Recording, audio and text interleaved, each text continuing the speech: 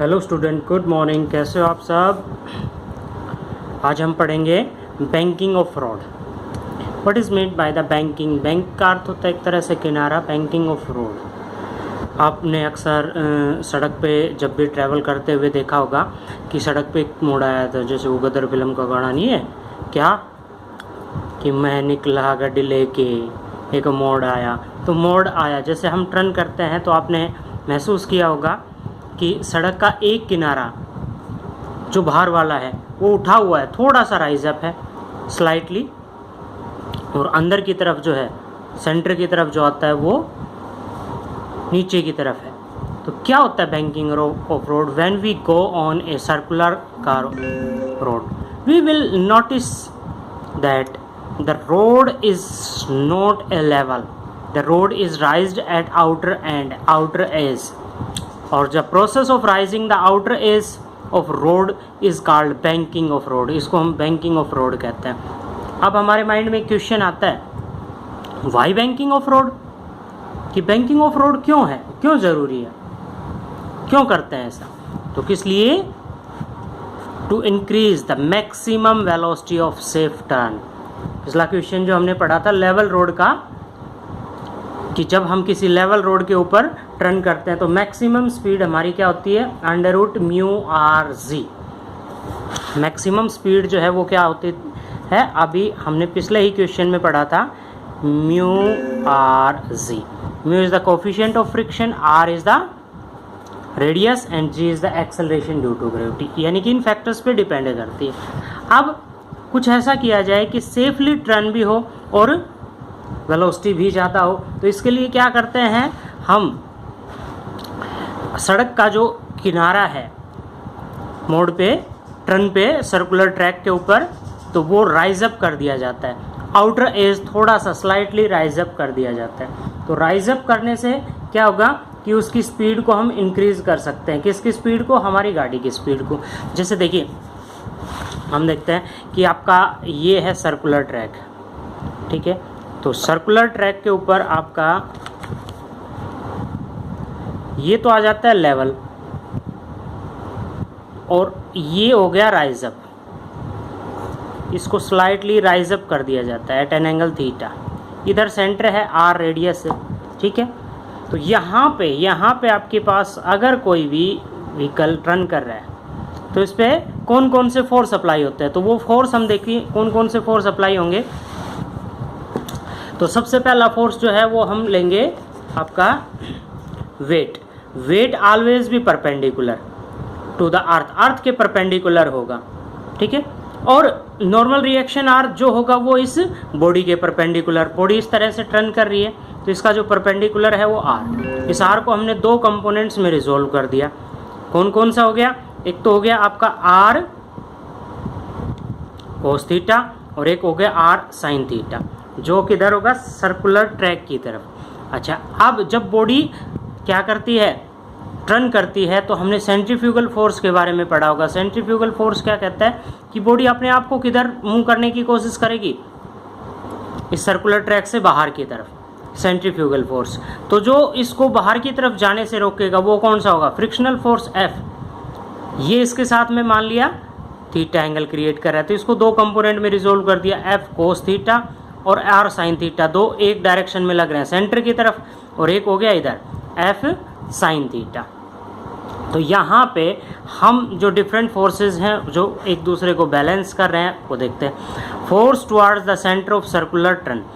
Circular turn centre की तरफ जो फोर्स लग रहे हैं वो किसको बैलेंस कर रहे हैं? सेंट्रीपिटल फोर्स को। यानी कि सेंट्रीपिटल फोर्स जो है वो आपका किसके इक्वल होगा? R sine theta plus F cos theta. किसके इक्वल होता है? सेंट्रीपिटल फोर्स क्या होता है? mv²/r। m mass of the body, v velocity of the body, and r। F क्या है आपका? Force of friction.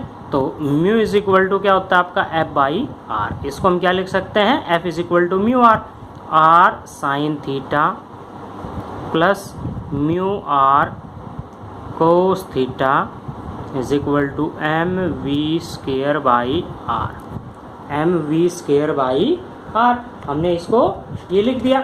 अच्छा, अब हम क्या करते हैं कि यहाँ से r कॉमन ले लेते हैं। r कॉमन ले गया तो आपका क्या बच गया आपके पास, r sine theta plus mu cos theta is equal to m v square by r, m v square by r. अच्छा, अब r को हमने दो कंपोनेंट्स में रिजोल्व किया हुआ है, r साइन थीटा और r कोस थीटा।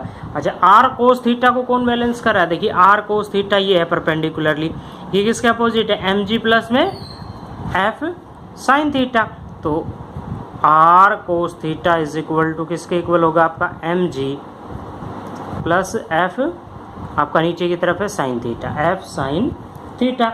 यहाँ पे तो हम क्या लिख सकते हैं, r cos theta minus f sine theta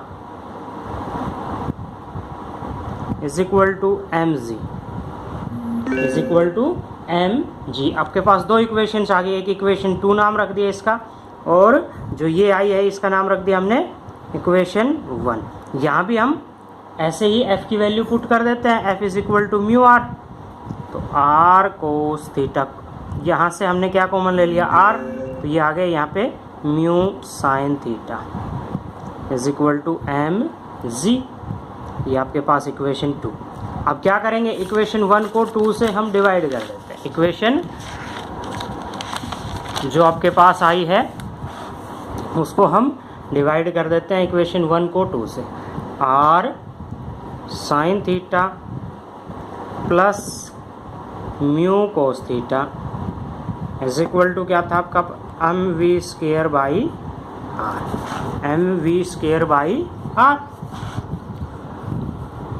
upon में इक्वेशन नंबर 2 r आपका क्या था, cos theta minus mu sine theta upon m सी।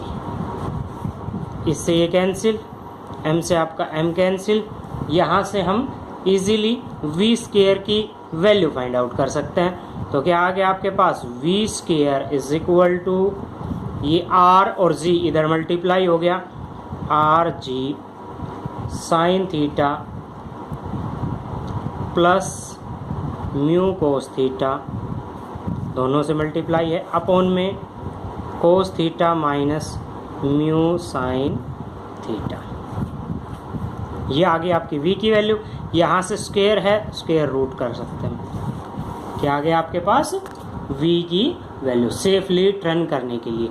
अच्छा, इसको अगर हमने 10 में कन्वर्ट करना है तो क्या कर देंगे, इस पूरी इक्वेशन को हम ऊपर वाले को कोस थीटा से डिवाइड कर दें, नीचे वाले को भी कोस थीटा से डिवाइड कर दें। तो ये क्या हो जाएगा, sign theta upon cos theta, कोस थीटा अपॉन कोस थीटा क्या हो जाएगा 1। तो और नीचे क्या हो जाएगा, cos theta upon cos theta 1 और sine theta upon cos theta tan theta. v is equal to under root are G, क्या हो गया यहाँ पे, sine theta upon cos theta tan theta plus mu upon में cos theta upon cos theta 1, यानी कि आपका 1 माइनस म्यू टेन थीटा। ये आ गई आपकी maximum speed. This is the required maximum speed for velocity of safe turn on the bank road if the friction is considered. Friction यदि consider किया जाए यहाँ पे तो सेफली टर्न करने के लिए मैक्सिमम स्पीड, इट मीन्स हम स्पीड को इंक्रीज कर सकते हैं। सिमिलरली एक और क्वेश्चन आता है जिसको हम बोलते हैं बेंडिंग ऑफ साइक्लिस्ट या मोटरिस्ट।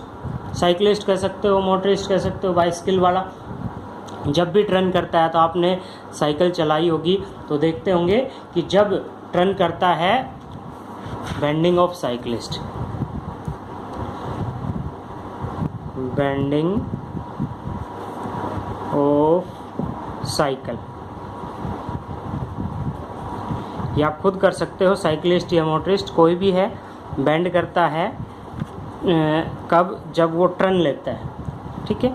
तो जैसे आपका ये बॉडी है, ये क्या करता है, स्लाइटली टर्न कर जाता है। जैसे आपका इस तरह से जा रहा है तो इधर झुक जाएगा, थोड़ा सा इधर झुक जाएगा स्लाइटली। कितने एंगल पे झुका, ये परपेंडिकुलर था, स्ट्रेट था, तो कितने एंगल पे झुक गया, थीटा। तो इसको हमने, जैसे ये आपकी साइकिल है, साइकिल कंसिडर कर दिया हमने, ठीक है। इस तरह से झुक गया, ये आ गया आपका आर। इसका वेट ऑलवेज भी परपेंडिकुलर लगेगा mg। और जब कोई भी बॉडी टर्न करती है तो सेंट्रीपिटल फोर्स जो है वो आपका सेंटर की तरफ लगेगा। आर को दो कंपोनेंट में रिजोल्व कर दिया, आर साइन थीटा और आर कोस थीटा। तो यहाँ से हम क्या कर सकते हैं, मैक्सिमम वेलोसिटी फाइंड आउट कर सकते हैं कि कितनी वेलोसिटी उसके लिए सेफ रहेगी। तो दो कंपोनेंट में रिजोल्व कर दिया हमने, आर साइन थीटा और r cos theta. R sine theta का जो है वो किधर है, सेंटर की तरफ। ये किसको बैलेंस करेगा, सेंट्रीपिटल फोर्स को। तो r sine theta is equal to m v square by r, ठीक है। और दूसरा जो बॉडी है वो वेट को बैलेंस करेगा, r cos theta is equal to m g. यहाँ से कट गया ये आर से r, sine theta upon cos theta क्या होता है, tan theta is equal to v square by r g. तो यहाँ से v की वैल्यू हम फाइंड आउट कर सकते हैं, आर जी टेन थीटा। ये आगे maximum velocity, v is equal to under root are g tan theta. ये मैक्सिमम वेलोसिटी है जिससे कोई भी साइक्लिस्ट जो है वो सेफली टर्न कर सकता है, ठीक है। It means v is directly proportional to tan theta, maximum velocity for safe turn, okay.